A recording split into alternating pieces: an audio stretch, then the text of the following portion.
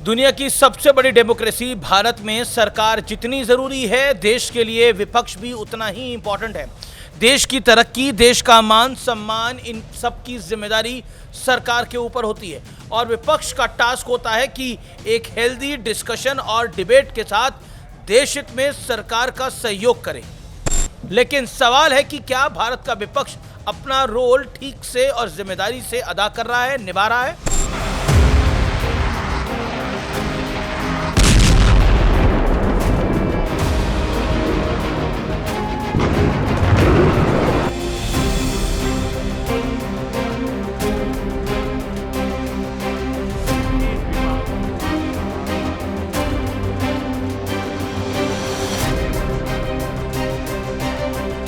Viewers नमस्कार। सत्य और तथ्य में मैं आज बात करूंगा विपक्ष के एक माइंडसेट की, और मैं फैक्ट्स के साथ अपनी बात तो रखूंगा, सत्य और तथ्य दोनों रखूंगा। पूरा मिडिल ईस्ट इस समय जंग की आग में सुलग रहा है। क्या दोहा, क्या कतर और क्या दुबई, क्या आबू धाबी, क्या बाकी मुल्क, अच्छे अच्छे देश जिनका पूरा फोकस डेवलपमेंट पे रहा है, इकोनॉमी पे रहा है, वो भी इस युद्ध में इस समय फंसे हुए हैं। यूएई, सऊदी अरब, कतर, ओमान जैसे तमाम मुल्क ईरान बनाम इजराइल और अमेरिका वाली जंग में भारी कीमत इस समय चुका रहे हैं। जगह जगह मिसाइल पड़ रहे हैं, धमाके हो रहे हैं। आम लोगों से लेकर इन देशों के इंफ्रास्ट्रक्चर तक सब कुछ इस समय दांव पे लगा हुआ है। लेकिन ऐसे हालात में भारत से नो टू वॉर वाली पॉलिसी के साथ निरंतर तरक्की की राह पर आगे बढ़ रहा है। देश के लोग पूरी तरह से सुरक्षित हैं और सरकार ने भी ये स्पष्ट कर दिया है कि पेट्रोल और डीजल की कीमतों पर फिलहाल कोई इम्पैक्ट नहीं पड़ेगा और हमारे पास ऊर्जा भी ठीक ठाक दिनों की बची हुई है, लगभग 1 महीने की है, 25 दिनों की है। यानी देश में तो सब कुछ चंगा है, अच्छा है। और पर शायद विपक्ष और खासतौर पर कांग्रेस ये चाह रही है कि हमारा देश बेवजह जंग में फंस जाए, पंगा ले और जंग की इस आग में कूद पड़े। ईरान के पक्ष में बयान दे, ये साफ साफ कहे कि ईरान जो कर रहा है वो बिल्कुल सही है, ईरान के साथ जो हो रहा है वो गलत है। सोचिए, अगर वाकई विपक्ष की मंशा पूरी हो जाती है तो इसका इम्पैक्ट क्या होगा। सरल भाषा में समझते हैं, हम बिना किसी वजह के इजराइल जैसे ऑल वेदर फ्रेंड से अपना रिलेशनशिप खराब कर लेंगे।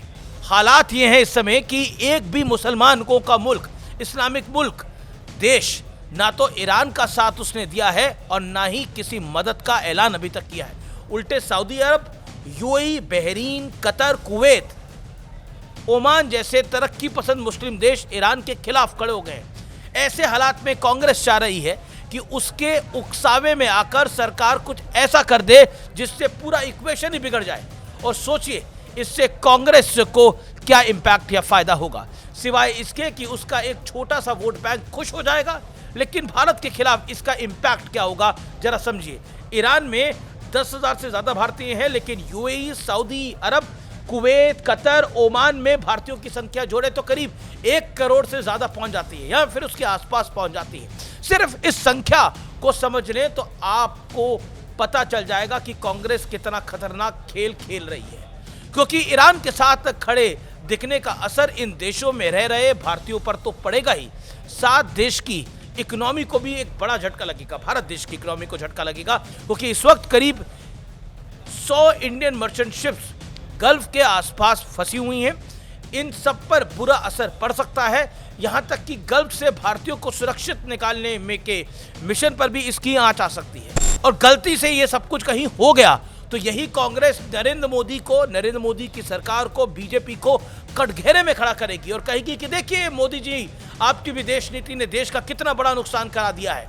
यानी देश की कीमत पर कांग्रेस को पॉलिटिक्स करने का एक बड़ा मौका मिल जाएगा, हो सकता है थोड़ा लाभ भी मिल जाए। और रही बात राष्ट्रहित की, तो ऑपरेशन सिंदूर में भारत पूरी दुनिया को यह दिखा चुका है और समझा भी चुका है कि अगर कोई भारत की तरफ आंख उठाता है तो नया भारत उसे घर में घुस के मारता भी है और सीना ठोककर दुनिया को इसका सबूत भी देता है। ऑपरेशन सिंदूर के दौरान मात्र 4 दिनों में हमने पाकिस्तान को घुटने पे ला दिया। और याद है, यही लॉबी कहती थी से नो टू वॉर, आज यही लोग लॉबी कहती है से यस टू वॉर। और इसके बाद भारत फिर अपने डेवलपमेंट और ग्रोथ वाले मिशन में आगे निकल गया। एआई के मिशन में आगे निकल गया और पाकिस्तान 10 महीने बाद भी भारत से मिली इस चोट से उबर नहीं पाया है। वैसे कुछ लोग तो ऑपरेशन सिंदूर के दौरान, जैसा मैंने पहले बोला, से नो टू वार वाला ज्ञान बांट रहे थे, लेकिन सवाल विपक्ष और कांग्रेस के सियासी माइंडसेट का है। तो मैंने सत्य और तथ्य में दोनों आपके समक्ष रखे हैं। अब तय आपको करना है कि अपना रोल अच्छे से कौन निभा रहा है, सरकार या फिर विपक्ष। निर्णय आपको करना है, लेकिन ये देश को उलझाकर, मोदी को फंसाकर कुछ और ही करना चाहते हैं जिसका लाभ देश को तो नहीं मिलेगा, हो सकता है सियासत को मिल जाए।